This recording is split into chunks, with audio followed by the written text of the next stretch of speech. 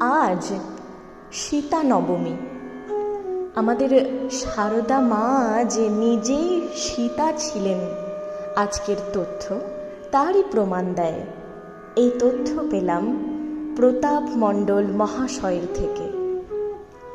শ্রীরামকৃষ্ণের মহাসমাধির পরে শ্রীমা আরও 34 বছর জীবিতা ছিলেন। বৃন্দাবন, গয়া, কাশী, পুরী ইত্যাদি তীর্থ দর্শনে গিয়েছিলেন তিনি।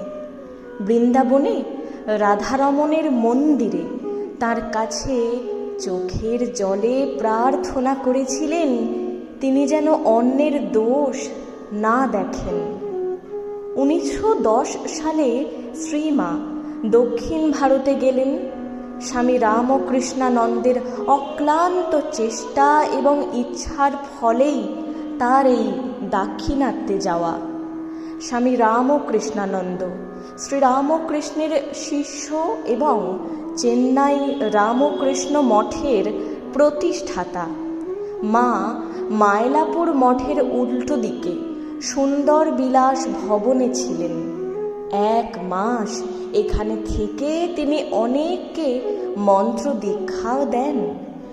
মাদুরাই মীনাক্ষী দেবীর মন্দির দর্শন করে তিনি রামেশ্বর শিব মন্দির দর্শন করতে যান। সেখানকার রাজা তাকে বিশেষভাবে স্বাগত জানান। রাজা ছিলেন স্বামী বিবেকানন্দের শিষ্য। সেখানে মন্দিরে শিবলিঙ্গের অভিষেক করার সময় আত্মমগ্ন মা সারদা নিজের মনেই বলে উঠেছিলেন, যেমনটি রেখে গিয়েছিলাম ঠিক তেমনটি আছেন। পরে অবশ্য ও কিছু না বলে প্রসঙ্গটি এড়িয়ে যান। রামাবতারে সীতা দেবী সমুদ্র তীরে বালি দিয়ে শিবলিঙ্গ গড়েছিলেন। রাম সীতা দুজনেই সেই রামেশ্বরের পুজোও করেছিলেন। শ্রী মায়ের ছায়া সঙ্গী গোলাপ মা বুঝতে পারলেন মায়ের সেই কথা মনে পড়ে গিয়েছে। পূর্ব অবতারে মা নিজেই যে সীতা ছিলেন তারই প্রমাণ এই কাহিনী।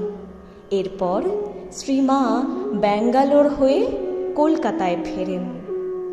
শতরূপে সারদা, তথ্যসূত্র বাণী তাঁর আকাশে বাতাসে।